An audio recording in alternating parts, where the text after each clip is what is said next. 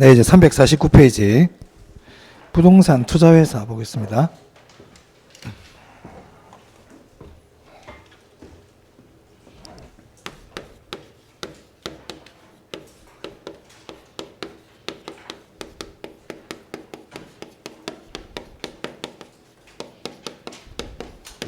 우리가 부동산 투자회사는요, 리츠라고도 많이 불러요. 제가 앞으로 리츠 그러면 부동산 투자회사입니다. 지금 우리가 뭐 공부하고 있냐면 자금 조달 방법에 대해서 공부하고 있어요. 조금 전에 프로젝트 금융도 자금 조달이었죠. 부동산 투자회사도 자금 조달에 대한 걸 공부합니다. 금융론이라는 게 자금 조달이잖아요. 우리가 지난주까지 저번에 투자론 했었죠. 투자를 하려면 돈이 있어야 되잖아요. 우리 아직 개발론은 공부 안 했지만 부동산을 개발을 한다든지 부동산에 투자를 하려면 자금이 있어야 되잖아요. 그럼 이 자금을 어떻게 조달할 거냐, 이게 금융론이란 말이야. 그럼 아까 자금을 조달하는 방법 중에 프로젝트 금융, 수익성을 담보로 자금을 조달하는 거죠. 맞습니까? 나에게 큰 담보도 없고 신용도 없지만, 사업주에게 담보나 신용도 없지만 수익성이 있는 게 있다면 그 수익성을 담보로 해서 자금을 조달해서 개발을 할 수 있다. 이게 PF 프로젝트 금융이 되겠습니다. 프로젝트 금융 우리 보통 부동산 개발의 꽃이라 그러죠. 자기에게 자금이 없지만 수익성만을 가지고 개발을 하고 있으니까요. 자, 이제 두 번째 리츠인데요. 부동산 투자회사. 자, 일단 보겠습니다. 자, 갑이라는 사람이 있는데 여기 이제 건물이 하나 있어요. 자, 갑은 이 건물에 100억을 투자했어요.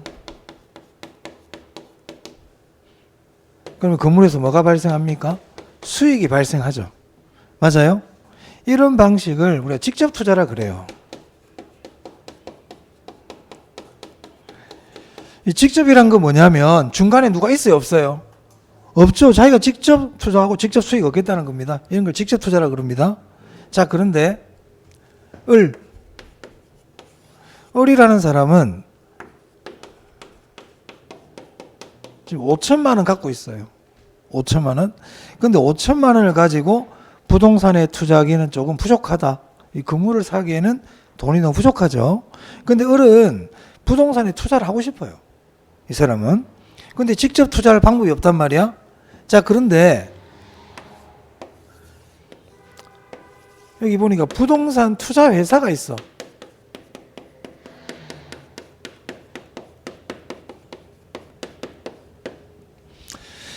그럼 부동산 투자 회사는 뭐 하는 회사일까요? 부동산에 뭐 투자하는 회사겠지. 그죠? 부동산에 투자하는 회사예요. 자, 근데 부동산에 투자하려면 돈이 있어야 되겠네. 맞아요? 그래서 이 부동산 투자 회사는 어떻게 자금을 조달하는가? 이게 첫 번째야. 부동산 투자 회사는 부동산에 투자를 하는 회사인데, 그럼 이 회사들은 무슨 돈으로 부동산에 투자를 할까? 어떻게 자금을 조달할까? 이게 첫 번째라고요. 첫 번째 자금 조달. 이 부동산 투자 회사는 주식을 발행해요. 주식을 발행한다고. 그럼 주식을 발행하면 이 을은 이 부동산 투자 회사의 주식을 구입하는 겁니다. 을은 주식을 구입해. 그럼 부동산 투자 회사로 뭐가 들어가요? 자금이 들어가겠죠. 그렇잖아요. 왜냐하면 을이 이 회사 주식을 사줬으니까 자금이 조달됐잖아. 지분금융이야, 부채금융이에요? 그렇죠. 그래서 부동산 투자회사는 일단 첫 번째 지분금융이다. 기억. 지분금융이다. 주식을 발행해서 자금을 조달한다. 지분금융. 자, 그러면 을뿐만 아니라 병, 정, 많은 소액 투자자들에게 주식을 발행하면 이 사람들이 주식을 사겠죠. 그럼 부동산 투자회사는 뭐가 들어와요? 펀딩을 한다는 거예요. 펀딩. 자금을 모은다고요. 그러면 우리 을병정 이 사람들 뭐라고 부를까요? 지분 투자자. 저번에 했잖아. 지분금융. 지분 투자자. 맞아요? 그럼 이제 부동산 투자회사는 이 모은 자금을 가지고 부동산에 투자를 하겠죠. 부동산에 투자를 하겠지.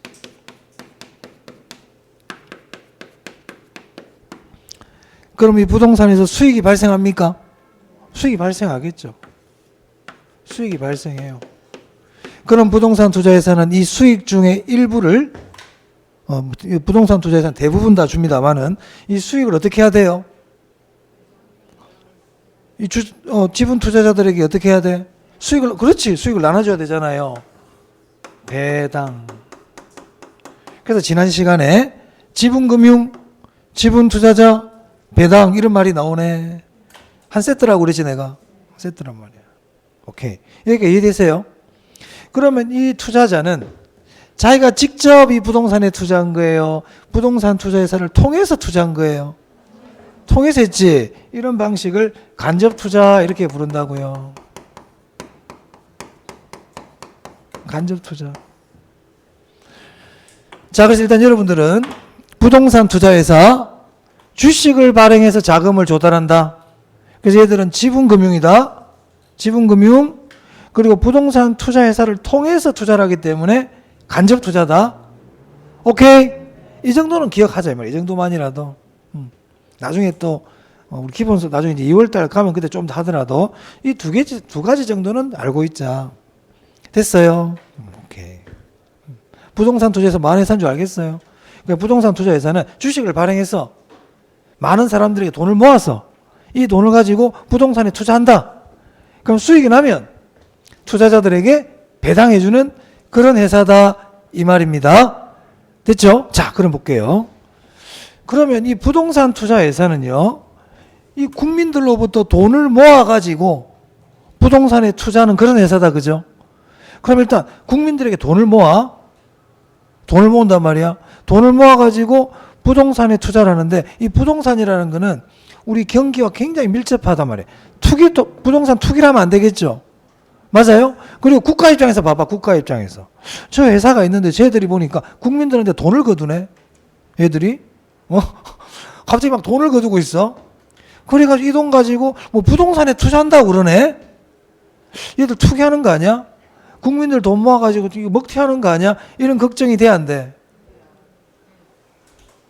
되겠죠. 국가가 그런 걱정 합니다. 그죠? 안 하는 게 아니고 한다고요.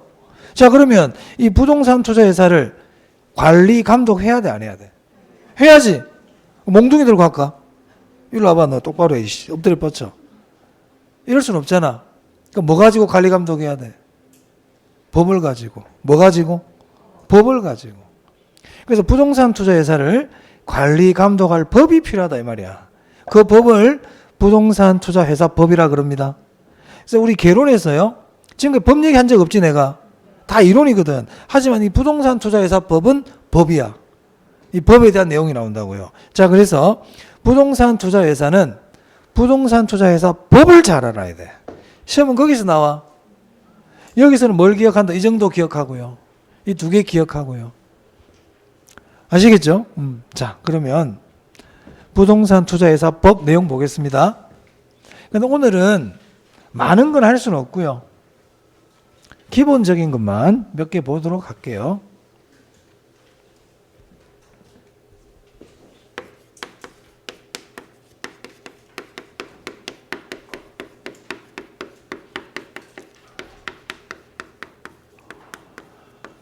우리 시험은 회사 법 내용이 시험에 나와요. 제가 지금 이 부동산 투자 회사를 하고 있는데 이게 아마 한 2월 달이나 되면 또 할 거예요. 두 달 정도 뒤죠. 두 달 뒤. 그죠? 그럼 어떻게 될까요, 여러분들은? 이 두 달 뒤의 상태 한번 예상해 보자. 오늘과 별로 차이가 없다. 이러면 곤란하다 이 말이야. 응? 자, 우리 공인중개사 시험이 공부하는데 가장 애로사항이 뭐냐면요. 가장 애로사항이 텀이 너무 길어요. 텀이 너무 길어. 그러니까 지금 공부한 걸 두 달 뒤에 듣는 거야. 내가 매일 얘기를 해주면 별로 안 어려울 것 같은데 오늘 공부한 내용을 두 달 뒤에 듣거든요. 그럼 어떻게 돼 여러분들은? 뭐 어떻게 되겠어? 거의 다 뭐 80%는 상실이지. 그죠? 안 모른단 말이에요. 잘 모르죠. 그래서요, 중요한 부분들을 자주 보는 게 아주 중요합니다. 자주 보는 게. 제가 첫 시간에도 말씀드렸어요. 또 망각할까 또 얘기한다, 지금. 응? 지금 우리 수요 공급했지? 한지 좀 됐다, 그죠? 지금 거의 뭐, 수요 곡선인지 공급 곡선인지, 수요량의 변화는 뭐고, 수요량의 변화와 수요의 변화가 뭐야? 답할 필요는 없고 속으로 다 보면 돼. 수요량의 변화와 수요의 변화는 같아요, 달라요? 다르지? 어떻게 달라? 속으로 알아야 돼. 모르지? 지금 모르잖아. 모르잖아, 지금. 빨리 집에서 확인해요. 그거 모르면 안 된단 말이야. 응? 그러면 안 돼. 중요한 거는 자꾸 점검을 해야 돼요. 잊어먹고 하면 안 된다고. 그럼 2월달도 잊어먹고, 4월달 또 잊어먹고, 그럼 뭐야? 왜 하자는 거예요, 지금? 잊어먹기 대회도 아니고. 응? 그러니까 오늘 한 거를 좀 보라 이 말입니다. 앞으로 계속. 그러니까 노트에 필기라든 어디 하든 자꾸 봐주세요. 외우려 그러지 말고 여긴 중요하다 그러던데 기본 뜻만이라도 부동산 투자회사 뭔지는 알아야 될 거 아니야. 프로젝트 금융이 뭔지는 알아야 안 되겠어요? 그 정도는 알아야지. 자, 부동산 투자회사법 볼게요. 부동산 투자회사법에 보면 부동산 투자회사의 종류가 나와요.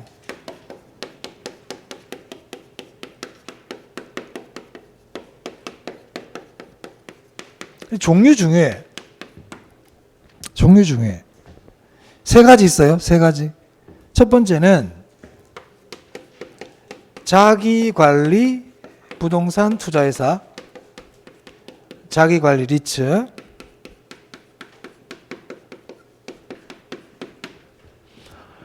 위탁관리 부동산 투자회사,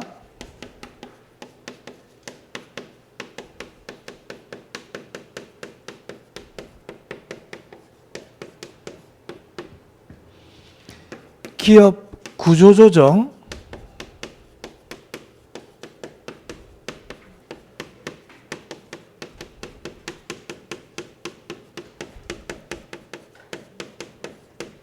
이렇게 세 개가 있습니다. 부동산 투자에서 뭐뭐 있다고요? 너무 기니까 짧게 하면 돼. 자기관리, 위탁관리, 구조조정. 그렇게 우리 시험은 객관식이니까 풀 이름으로 다 기억할 필요는 없다고요. 자기관리, 위탁관리, 구조조정. 이 세 가지 있다고요. 됐죠? 그럼 이제 자기관리부터 볼게요. 자기관리 부동산 투자회사. 자기관리 부동산 투자회사, 자기관리가 뭘까? 응? 그 자기 아니야, 이거. 여기서 자기는요, 직접 스스로 하겠다는 거예요. 직접 스스로 부동산에 투자하고, 운용하고, 관리하고, 처분하고, 이런 모든 업무를 직접 하겠다는 겁니다. 그래서 자기관리 부동산 투자에서 중요한 글자는 직접이야. 직접 운영하겠다. 직접 하겠다는 거예요. 직접. 길게 다 외울 필요 없어. 자, 그럼 얘들은 뭐냐? 얘들은요, 직접 안 해. 그럼 직접 안 한다는 건 뭘까? 남한테 맡겨. 그게 위탁이야. 위탁이 왜 맡기는 거잖아요. 맡겨요. 위탁 운영해요. 위탁. 맡겨요. 그러면 누구한테 맡기느냐가 중요하겠네. 그죠? 누구한테 맡기느냐가 중요하다고요. 자산관리회사에 위탁해요.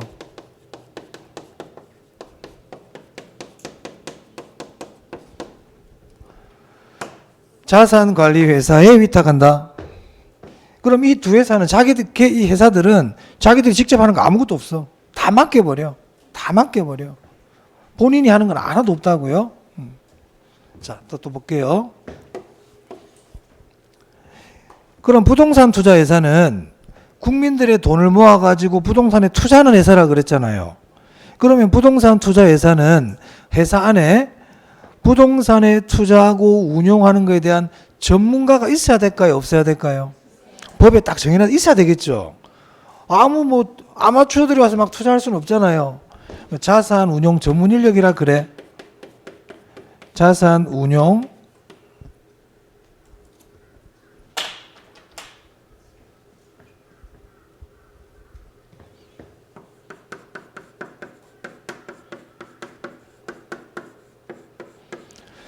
회사에 있어야 되겠죠. 출근도 해야 되겠네. 출근도 하고 회사에 있어야 될 거 아니에요. 그걸 우리는 상근이라 그래요. 상근. 늘 출근한다. 늘 근무한다 이 말입니다.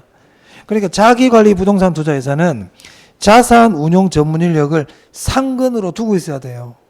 상근. 그럼 뭘 기억해야 될까? 상근. 상근. 그럼 다른 임직원들도 있어야 될까? 있어야 돼. 직접, 이 회사는 직접 한다고 그랬잖아. 직원 있어야 되지 않겠어요? 맞아요? 그럼 임직원도 뭐, 상근. 얘들도 상근이야. 상근. 상근. 그럼 자기 관리 그러면 두 글자를 기억해야 돼. 직접 상근. 직접 상근. 어? 이런 거 물어보진 않겠지. 직접 상근. 직접 상근. 그럼 얘 한번 보자. 얘들은 자기들이 직접 한다. 다 맡겨버린다. 다 맡겨버려. 직원이 있을 필요가 없어요. 직원들이 할 일이 없어요. 그럼 상근, 비상근. 얘들은 다 비상근이야. 직원 두면 안 돼. 직원 두면 안 돼. 얘들은 비상근이야. 비상근이란 건 뭐예요?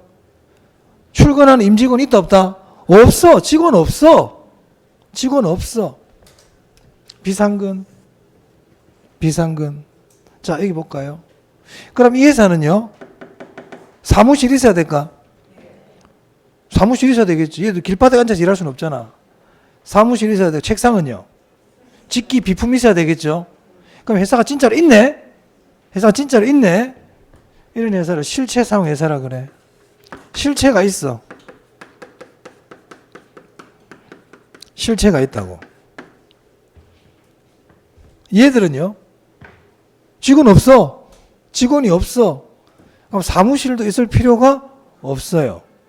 이런 뿐인 회사예요. 아, 이런 회사 뭐라고 그러더라? 그렇지. 명목상 회사란 말이야. 이런 뿐인 회사야. 이런 뿐인 회사라고요. 그럼 제가 아까 명목상 회사 하면서 뭐 하나 얘기했는데, 그렇지. 법인세 감면 혜택이 있어요.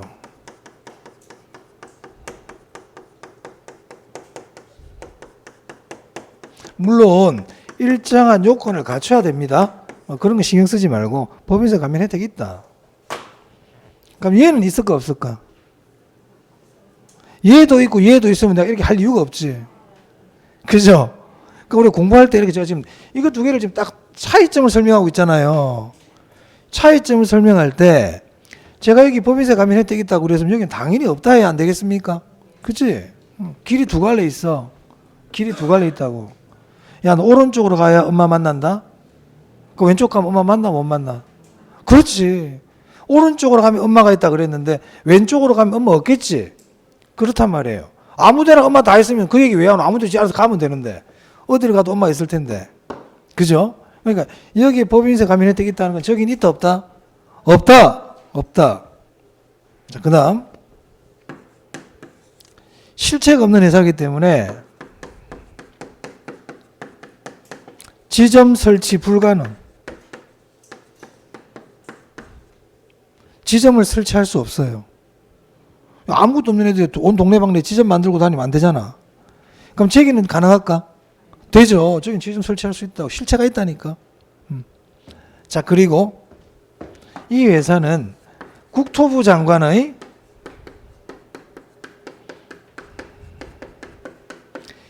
인가를 받아야 돼요. 인가사항이에요. 인가 받아야 돼. 인가. 그럼 얘는 인가가 아닌갑다. 그지? 쟤도 인가고 얘도 인가고 내가 굳이 이렇게 얘는 인가 아니야. 얘는 장관에게 등록이야. 등록. 우리 부동산학 개론에서 장관은요, 국토부 장관밖에 없어요. 그냥 제가 앞으로 장관 그러면 다 그냥 국토부 장관이야. 장관 그러면 국토부 장관이에요. 다른 장관 없어요. 장관은 다 국토부 장관. 됐습니까? 이 정도만 아시면 되겠습니다. 기본적으로. 자, 그리고 이 자산운용 전문 인력 있잖아요. 이 공인중개사 될까요? 된다? 공인중개사 허접한 자격증 아니라고 그랬다 내가. 예. 감정평가사, 공인중개사, 경력 5년 이상 자산운용 전문 인력 될 수 있습니다. 석사 이상 학위 소지자 중 3년 이상 경력 가진 사람 할 수 있어요. 그래서 공인중개사 자격된다.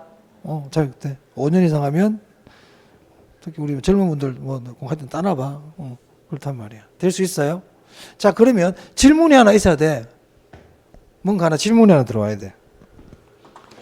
그럼 이 둘의 차이는 뭔데요? 지금 공통점만 얘기하고 있잖아. 이 둘의 차이 있지 않겠어요? 그죠? 안 궁금해? 지금 똑같은 얘기만 하고 있는데 이 둘은 뭐야 차이점이? 차이점이 있겠지. 자, 얘는 보면 기업 구조조정 부동산 투자회사죠. 여러분 구조조정이란 말 들어보셨나요? 기업 구조조정. 기업 구조조정이 뭐예요? 기업이 부실화돼 가지고, 그죠? 이 회사를 이제 구조조정을 통해서 살려보겠다. 이게 기업 구조조정 아닙니까? 그럼 기업 구조조정 할 때 보통 어떻게 합니까? 첫 번째 보통 주로 뭐 많이 해요? 정리해고? 어쩔 수 없지. 정리해고 하면 또 그 일하시는 분들 막 난리 나죠? 참 마음 아픈데. 근데 회사를 살리려면 그건 어쩔 수 없는 또 과정이란 말이에요. 회사가 지금 망하기 직전인데 직원이 10,000명인데 10,000명 월급 다 주면 회사가 구조조정 할 필요가 없는 거야. 그냥 문 닫아야지. 그죠? 뭐 그렇단 말이야. 그리고 또 기업들이 필요 없는 부동산을 갖고 있는 경우가 있거든. 보통 우리가 비업무용 부동산이라 그래요. 이 기업들은 비업무용 부동산을 갖고 있는 경우가 있으면 그거 두고 있으면 되겠어요? 야, 너가 회사가 아무 필요 없는 부동산이잖아. 이거 팔어. 정리해. 이렇게 할 수 있다고요. 그런 부동산을 기업 구조조정 부동산이라 그래. 그럼 기업 구조조정 부동산 투자회사는 다른 부동산에는 투자 못하고요. 그런 부동산에만 투자할 수 있어요. 그래서 이 기업 구조조정 부동산 투자회사는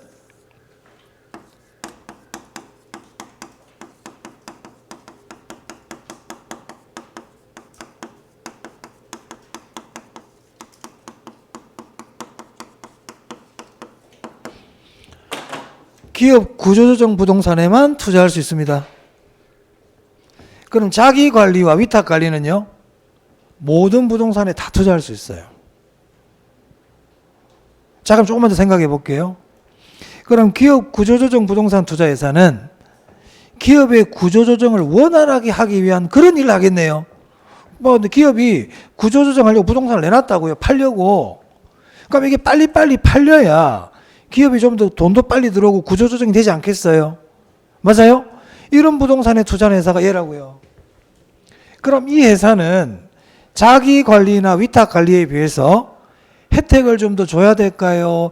더 이렇게 규제를 더 심하게 해야 될까요? 이 회사는 혜택을 줘야 되겠죠. 맞아요? 그래. 그걸 개념을 갖고 있으라고. 기업 구조조정 부동산 투자회사는 자기 관리나 위탁 관리에 비해서는 좀 혜택이 있어요. 예를 하나 들면요. 이 회사들은요. 부동산을 샀잖아. 1년 안에 못 팔아. 1년 안에 처분 못 해. 왜? 투기가 될 수 있거든. 얘는요. 오늘 사가 내일 팔아도 돼. 빨리빨리 기업 구조조정 시켜줘야 돼. 얘는 처분기간 제한 없어. 이런 애들은 처분기간 제한이 있다고요. 혜택을 주고 있죠. 맞아요? 기업 구조조정이 좀 혜택이 있다.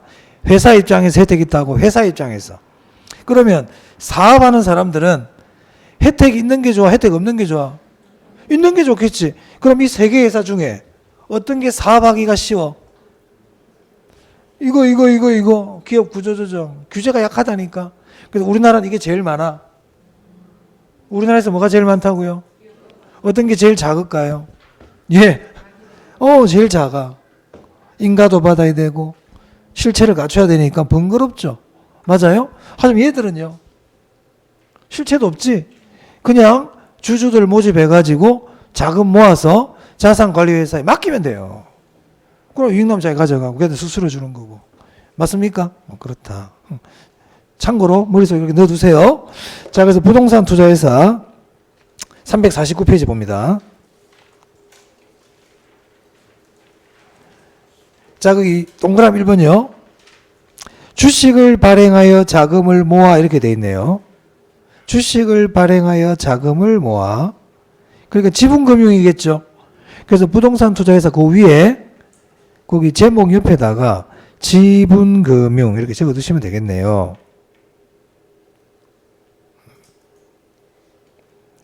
자, 그리고 동그라미 2번에 보시면 간접 투자란 말 보이세요? 제가 아까 말씀드렸죠.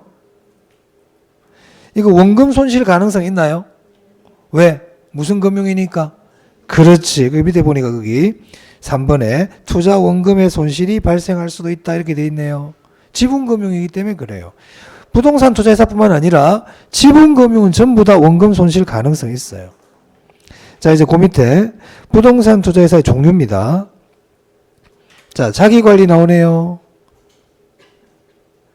거기 동그라미 1번에 어디다 동그라미 할래요? 상근. 오케이. 또 그렇지. 그런 글자가 중요하다. 다른 거 필요 없다.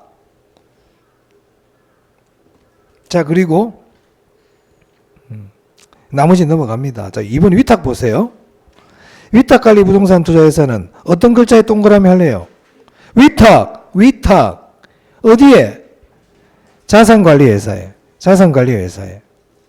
그리고 그 맨 밑에 봐봐요. 직원을 고용하거나 상근인 임원을 둘 수 있다 없다? 없다. 상근하면 안 된다고요. 그걸 제가 그냥 그래서 여러분 이해를 편하게 하려고 비상근 이렇게 한 거예요. 상근이 있으면 안 돼.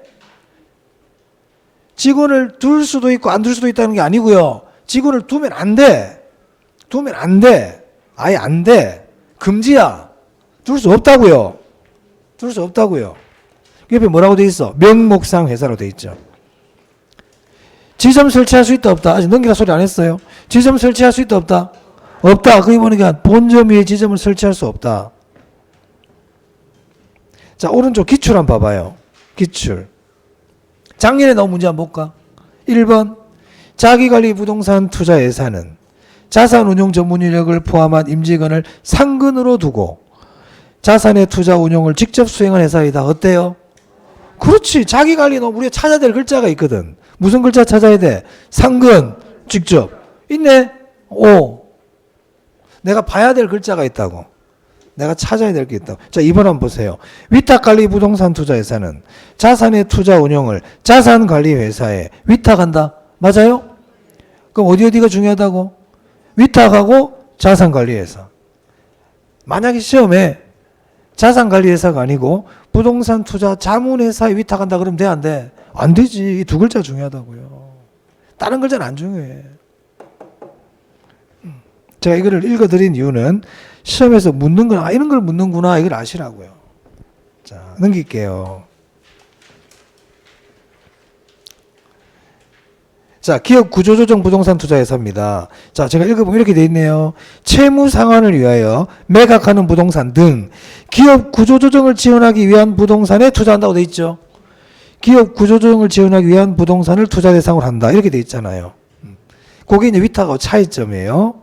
나머지는 다 똑같아요. 자, 넘어가셔도 되겠습니다. 나머지는 다음에 또 한번 자세히 볼게요. 자, 이제 뭐 할 거냐면, 지금 제가 우리 11월, 12월 달에 수요 공급했었죠. 수요 공급했었고, 투자론 했었죠. 우리가 총 6회 수업이기 때문에 제가 많이 다 할 수가 없어요. 투자론 했었고, 지금 금융론 했죠. 자, 이제 수요 공급, 투자, 금융 다음에 어려운 부분이 감정평가야.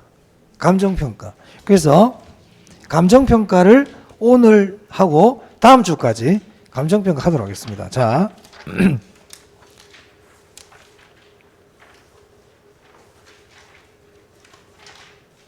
네, 우리 교재는요.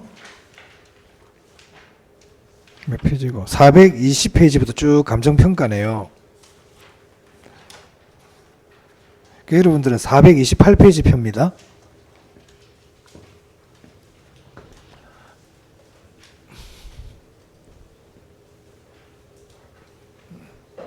감정평가를 좀 많이 어려워 하시는데, 안 어려워요?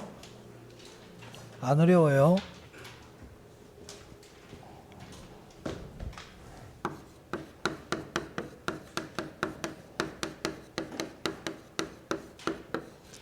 이 감정평가는 크게 세 파트로 이루어져 있습니다. 세 파트.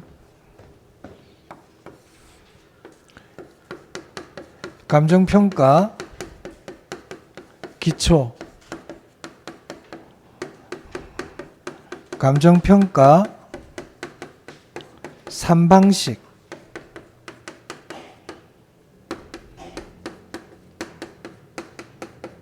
부동산 가격 공시제도, 이렇게 이루어져 있어요. 감정평가 7문제 나와요. 많이 나오죠? 많이 나와요. 여기서 한 문제 나옵니다. 그리고 나머지 2개에서는 6문제 나오는데 보통 여기가 한 2문제 정도, 여기가 4문제 뭐 이런 식으로 나오거든요. 계산 문제가 2문제 이상 나와요. 계산 문제 겁낼 필요 없어. 계산 문제 다 풀 수 있어요. 한 개만 풀지 뭐. 2개 중에 하나만. 그죠? 하나만 풀면 되잖아. 다 풀 필요 없어. 계산 문제 너무 겁내지 말라는 겁니다. 자, 그래서 기초 3방식 이렇게 되어 있는데 오늘 일단 요 기초 부분 제가 좀 볼 거거든요. 자, 근데 감정평가하기 전에 우리 감정평가에 관한 법률이 있어요. 물론 이제 부동산 가격 공시 및 뭐 이렇게 법률이 이름이 긴데 그냥 제가 줄여서 감정평가에 관한 법률은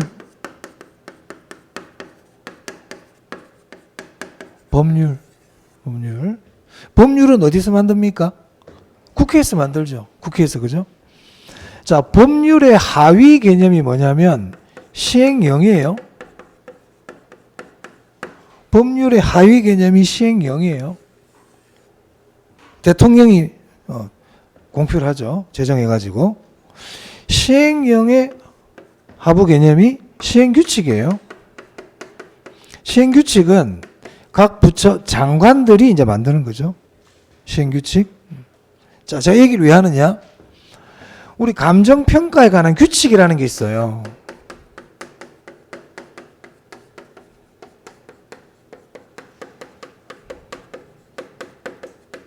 일종의 시행규칙이야. 그럼 감정평가에 관한 규칙 상위 개념이 뭐예요?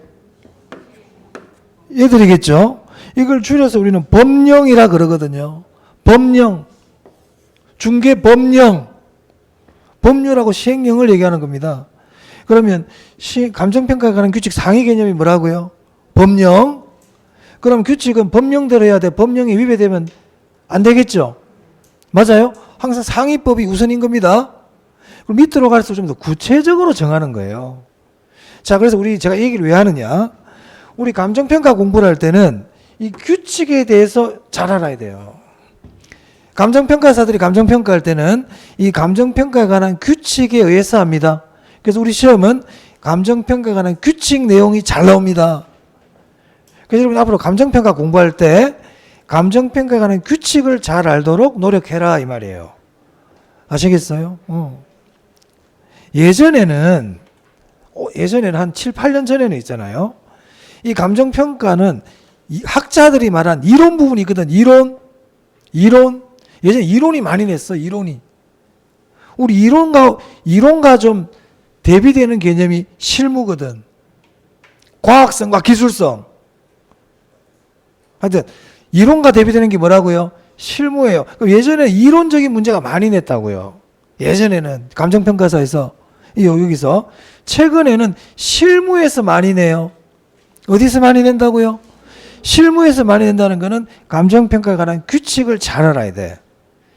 그래서 지금부터 제가 감정평가에 관한 규칙 설명 좀 할 텐데 규칙이 중요하다.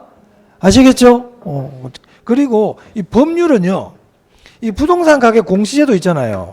얘는 법률에 의해서 하는 거예요. 얘는. 그때 또 내가 말씀드리겠습니다만은 일단 우리는 감정평가 규칙을 잘 알아야 되겠다. 자, 그러면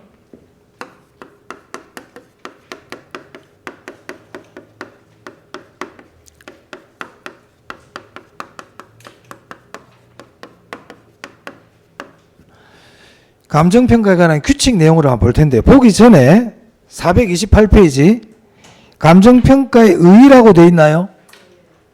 보이십니까? 자, 감정평가가 뭡니까? 이런 걸 시험에 묻지는 않습니다. 하지만 감정평가가 뭔지는 알고 우리가 공부를 해야 안 되겠어요? 감정평가는 쉽게 얘기하면 이거예요. 이 교탁 좀 감정평가해 주세요. 그럼 어떤 거예요? 감정평가라는 거는 이거 가치를 구해가지고 5만 원짜리요. 이렇게 금액으로 표시해 주는 게 감정평가예요. 저 건물 좀 감정평가해 주세요. 저 건물의 가치를 구해가지고 3억인데요. 금액으로 표시해 주는 거예요. 그게 감정평가야. 그래 감정평가는 물건의 가치를 판정해서 그 결과를 가액, 금액으로 표시해 주는 걸 우리는 뭐라고 부른다? 감정평가라 그래. 자, 책 한번 볼게요. 양가로 1번입니다. 감정평가라 함은 토지 등의 경제적 가치를 판정하여 토지 등 돼 있는 거 보니까 이제 토지 말고도 여러 물건들이 나오나 봐. 그죠? 토지 등의 경제적 가치를 판정하여 그 결과를 가액으로 표시하는 것이다. 이제 감정평가 및 감정평가에서 관한 법률에 이렇게 규정이 돼 있단 말이에요. 법률에. 됐어요? 그 나머지는 참고로 보시면 됩니다. 안 봐도 돼, 지금은. 자, 어디를 보시냐면, 쭉 한번 넘겨보세요. 자, 430페이지입니다. 자, 430페이지 보시면, 우리 책 제목은 감정평가의 분류라고 되어 있는데, 저는 이거를 감정평가에 관한 규칙에 나오는 원칙들이야, 원칙들. 감정평가에 관한 규칙에는 원칙들이 많이 나와요. 원칙들이. 오늘 제가 어떤 거 할 거냐면, 시장가치.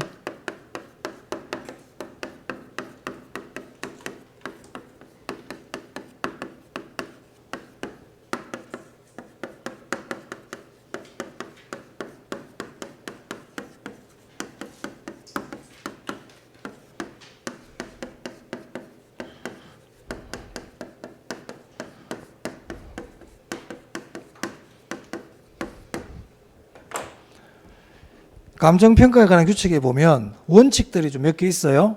그 중에서도 가장 대표적인 원칙이 세 가지에 대해서 공부할 겁니다. 세 가지에 대해서. 그러면 시장가치 기준부터 한번 볼게요. 시장가치 기준. 첫 번째 원칙이 뭐냐면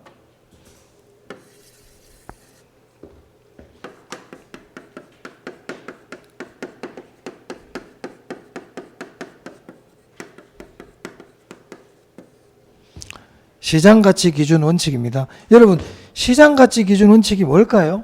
저 뜻이 무슨 뜻인 것 같아요? 저 원칙이 무슨 원칙일까? 감정평가를 할 때는 시장가치를 기준으로 평가해라 이거예요. 감정평가할 때는 무슨 가치를 가지고 하라고? 물건을 평가할 때는 시장가치를 기준으로 평가해라. 그게 원칙이라고요. 그럼 뭐 어떤 게 중요할까요, 여러분? 물건을 평가할 때 시장가치로 평가라고 되어 있는데 그럼 뭐 어떤 걸 우리가 알아야 될까? 그래. 시장가치가 뭔데 이게 중요하겠네. 시장가치가 뭔데 이게 중요하겠네. 자, 책부터 보고요.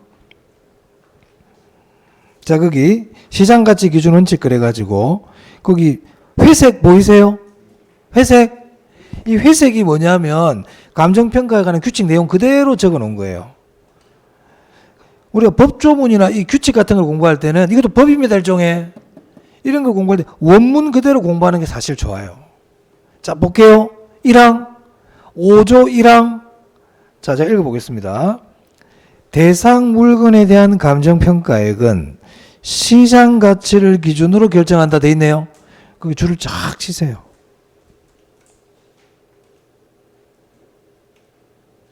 쳤어요? 거기 시장 가치라고 돼 있죠. 거기는 이렇게 뭐 괄호를 하든 동그라미를 하든 그렇게 하고 그 위에다가 별표. 제가 이렇게 괄호를 하고 별표를 할 때는요, 다른 글자가 들어갈 수도 있다는 뜻이에요. 다른 글자. 만약에 저기에 시장 가치가 아니고 다른 글자가 들어가잖아? 그럼 X야. 그래서 물건을 평가할 때는 뭐를 기준으로 한다? 시장 가치. 지금 우리 감정평가에 관한 규칙 하고 있습니다. 뭐 공부하고 있다고? 감정평가에 관한 규칙. 그래서 시험에 다음은 감정평가에 관한 규칙에 대한 내용이다. 틀린 것은 이렇게 낸단 말이에요. 1번 대상 물건을 평가할 때는 시장 가치를 기준으로 결정한다. 맞아요? 시장 가치. 그런데 그렇게 얘기하지 않고 대상 물건을 평가할 때는 뭐 적정 가격을 기준으로 평가한다. 안 되겠죠? 뭐라고 돼 있어? 조금 전에 뭐라고 그랬어요? 그것밖에 안 돼. 다른 얘기 들어오면 안 된다고요. 내 생각대로 하면 안 된다. 뭐 적정 가격이나 시장 가치는 걔가 걔 아니야. 그러면 안 돼. 그렇단 말이에요. 자, 그러면요. 시장 가치가 뭘까 이 말이죠. 시장 가치는 네 가지 조건을 일단 만족해야 돼요. 자, 만약에 아파트가 있어요. 이 아파트의 시장 가치랑 구해보자 이 말이야. 그러면 시장 가치라는 게 말 그대로 시장에서 거래되는 가치겠다 딱 생각해보면 일단 그지? 맞습니까? 우리가 그냥 시장 가치가 뭘까요? 그러면 뭐 시장에서 거래되는 가치 아닌가요? 이렇게 생각할 수 있겠죠. 틀린 말은 아니거든. 그러면 이 시장이라는 곳은 어떤 시장이어야 될까? 일반적인, 보편적인 그런 시장이어야 되지. 뭐 경매 시장에서 거래된 금액이라든지 무슨 특수한 시장에서 거래된 금액을 시장 가치라 그러면 안 되지 않겠어요? 그래서 통상적인 시장 이렇게 얘기합니다.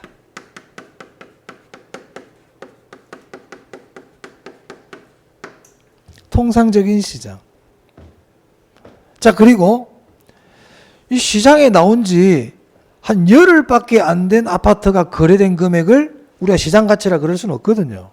그래서 통상적인 시장에서 충분한 기간 동안 거래를 위해서 공개가 돼야 돼요. 시장 가치가 되려면 충분한 기간. 자, 그리고 치매 노인하고 미성년자하고 거래한 금액을 우리가 시장 가치라 볼 수는 없잖아요. 그죠? 그래서 그 물건에 대해서 잘 아는 사람들이 우리가 거래를 했을 때 성립되는 가치를 시장 가치로 봐야 되겠다. 그래서 정통한 당사자.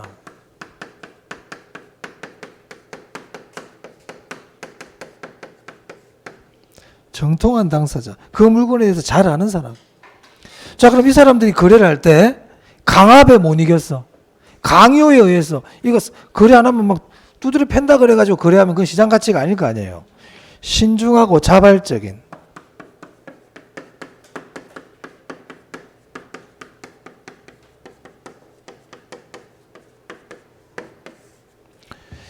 이 네 가지를 다 만족시키는 거래가 발생했을 때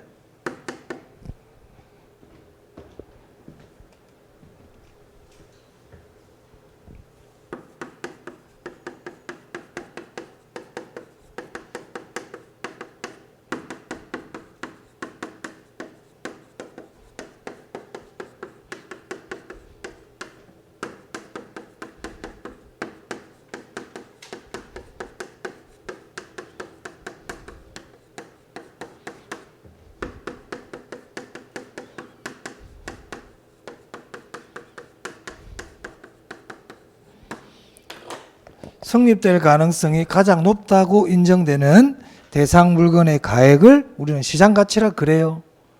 다 외우려기 힘들죠. 다 외우려고 그럴 필요 없어요. 이걸 다 외우면 좋겠지만 다 외우려고 그러지 말고 중요한 글자들 위주로. 자, 보세요. 오늘은 이거 하나 기억해 주세요. 통상적인 시장이에요. 만약에 한정된 시장 그러면 안 돼요. 통상적인 시장이에요. 시장 가치는 통상적인 시장이야. 통상적인 시장. 자, 그리고 이거 봐봐요. 실제로 거래가 되는 게 아니고요. 성립될 가능성이 가장 높다고 인정되는 가액이에요. 그러니까 이 아파트 가치를 구해달라 했을 때 이 아파트가 통상적인 시장에서 충분한 기간 동안 공개된 다음에 이 물건에 대해서 잘 알고 있는 정통한 사람들이 신중하고 자발적인 거래가 되었다면 과연 얼마의 거래가 될까? 얼마의 가치가 있을까? 이게 시장 가치라고요. 무슨 말 알겠어요? 실제로 거래된 금액 중에 최고 금액 이게 아니라고요? 응? 그럼 이게 시장 가치인지 한번 볼까? 우리 아파트를 오늘 누가 20억에 사겠대. 20억을 나한테 제시했어. 시장 가치일까요? 아닙니다. 시험 이런 거 잘 냅니다.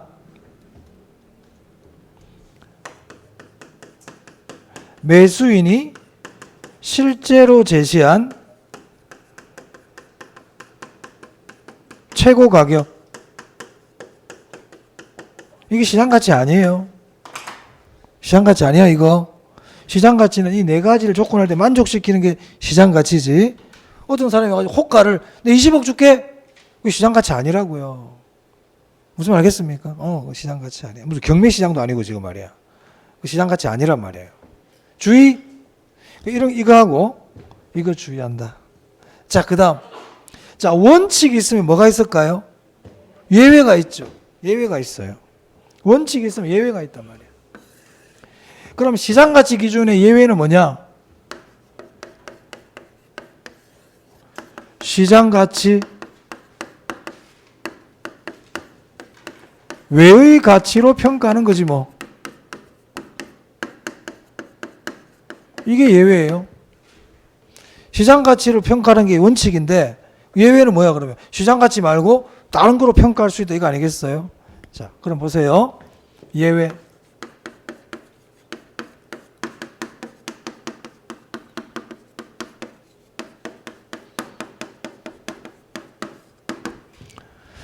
예외에서는 뭐가 중요할 것 같아요, 여러분? 우리 예외를 공부할 때는.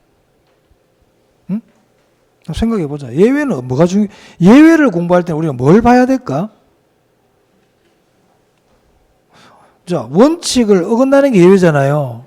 그럼 예외를 적용하려고 그러면 뭐 이유가 있어야 안 되겠어? 아무 이유도 없이 그럼 마음대로 예외를 적용하면 원칙이 왜 필요하노? 그죠? 그러니까 우리 예외를 공부할 때는요, 예외의 사유가 중요하다고요. 예외의 뭐가 중요하다? 사유. 항상 그래. 여러분 이것뿐만 아니라 다른 걸 공부할 때도 예외가 나오지. 그럼 예외의 이유를 알아야 돼요. 그게 시험에 나오잖아요. 예외의 이유를 알아야 된다고. 이럴 때는 이걸 적용한다 이 말이야. 자, 예외 사유예요. 첫 번째, 법령에 다른 규정이 있어. 제가 아까 얘기했잖아. 이 감정평가 규칙인데 규칙 위에 지금 법령이 있다고 그랬잖아요. 그 법령에 다르게 정해놨다고요. 법령에 보니까 시장가치 말고 다른 거로 평가하라고 돼 있어. 그러면 그대로 해야 안 되겠어요? 그때는 시장가치를 할 수가 없지. 맞습니까? 자, 감정평가가 관한 규칙에 보니까 어떤 규칙을 봤더니 서면에서는 오른쪽으로 가라, 보행해라 이렇게 돼 있어. 근데 왜 법령에 보니까 대한민국 국민들은 모두 좌측으로 다니세요. 그럼 일단 규칙이 법령에 어긋날 수 있잖아요. 그럼 이걸 규칙을 바꾸든지 그렇게 안 되겠습니까? 그때 뭘 따라야 돼요? 법령을 따라야 되니까. 그러니까 규칙하고 법령이 어긋날 때 우리 뭘 따라야 된다? 법령을 따라야 되고 규칙은 법령에 근거해서 세부적으로 나와야 된다 이 말이에요. 자, 그런데 감정평가 규칙에는 시장가치를 가지고 평가로 돼 있지만 법령에 봤더니 시장가치 말고 다른 거를 평가하라 이렇게 돼 있으면 그때는 그대로 따라야 된다 이 말이에요. 여러분 우리 표준지 아세요? 표준지 공식할 때 표준지라는 게 있거든요. 여기서 공부해. 표준지 평가할 때는 시장가치로 평가 안 한다고요. 왜? 그건 법률에 나와 있거든. 그러니까 그때는 표준지는 시장가치로 평가하는 게 아니야. 법령에 다르게 규정되어 있기 때문에. 자, 시장가치 외의 평가할 때는 어떨 때 한다고요? 법령에 다른 규정이 있을 때. 두 번째, 의뢰인의 요청이 있을 때. 의뢰인이 시장가치 말고 다른 걸로 해주세요 이렇게 얘기한단 말이야. 그런 요청이 있을 때 시장가치 외의 가치로 평가할 수 있다 이 얘기입니다. 자, 세 번째, 사회 통념상 필요할 때.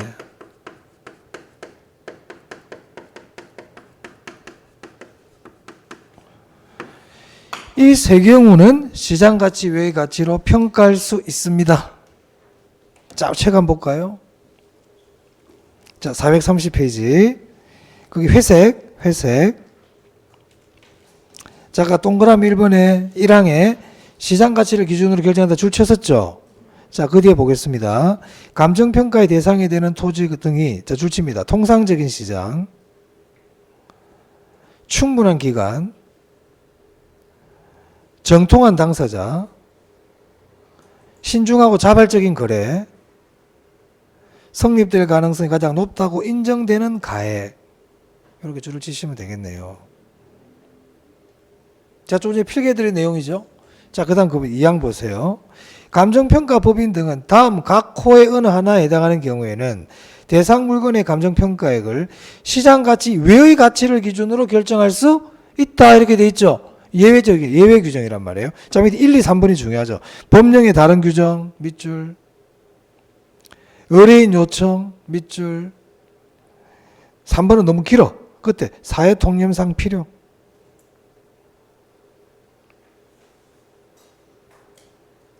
됐습니까? 자, 그럼 봐봐요. 여기까지 일단 보고 이제 지금 말씀드린 건 참고로 한번 들어보세요. 자, 감정평가사는 시장 가치를 기준으로 하는 게 원칙이야. 근데 갑자기 의뢰인이 와가지고 시장 가치 말고 다른 걸로 해주세요 요청을 한단 말이에요. 그럼 요청을 하면 시장 가치 외로 평가할 수 있죠. 맞아요. 근데 보니까 이 의뢰인의 요청이 좀 법을 어기는 것 같아. 얘가 보니까 이거 좀 뻥튀기 해가지고 대출을 많이 받으려 한다든지 이 적법성이 좀 결여돼. 그리고 좀 합리적이지가 않아. 그러면 감정평가사는 그 의뢰인의 요청을 받아들이면 돼요, 안 돼요? 안 되겠지? 맞아? 당연히 거부해야 돼요. 근데 만약 계약서를 썼어. 감정평가 의뢰 계약서를 썼어. 그러면 처리할 수도 있어야 되겠네. 맞습니까? 그래서 적법성이 결여되거나 합리성이 떨어질 때는 거부하거나 처리할 수 있어요. 그게 동그라미 4번이야. 맨 밑에 봐봐요. 감정평가 법인 등은 시장가치 외의 가치를 기준으로 하는 감정평가의 합리성 및 적법성이 결여되었다고 판단할 때는 의뢰를 거부하거나 수임을 처리할 수 있다. 당연하죠. 당연하죠. 당연하죠. 아, 그런 게 있구나. 이 정도 알아두세요. 이거 막 연락 그럴 필요 없어. 오늘은 가면 이게 뭐 봐야 돼? 좀 이제 좀 쉬었다 할 텐데 하기 쉬기 전에 지금 감정평가는 규칙하고 있죠. 규칙 원칙 3가지 있다고 그랬어. 첫 번째 지금 뭐 했어요? 시장가치 기준 했어요. 그럼 감정평가할 때는 뭐를 기준으로 평가해라? 시장가치를 기준으로 평가해야 됩니다. 그죠? 그럼 시장가치가 뭔데요? 이 4가지인데 외우면 땡큐지만 다 못 외우겠으면 무슨 시장이라고요? 이 정도는 알자 이 말이지. 통상적인 시장은 알자. 그리고 매수인이 실제로 제시한 최고 가액을 우리가 시장가치라 부르지는 않는다. 자, 예외가 있어. 시장가치라는 게 원칙인데 시장가치 말고 다른 가치로도 평가할 수 있다. 그거는 이 경우에 이 3가지 경우에는 시장가치 외의 가치로 평가할 수도 있다. 이렇게 되겠네요. 자, 10분만 쉬었다가 현황 기준 하도록 하겠습니다. 이거 지우지 마세요. 제가 나중에 지울게요.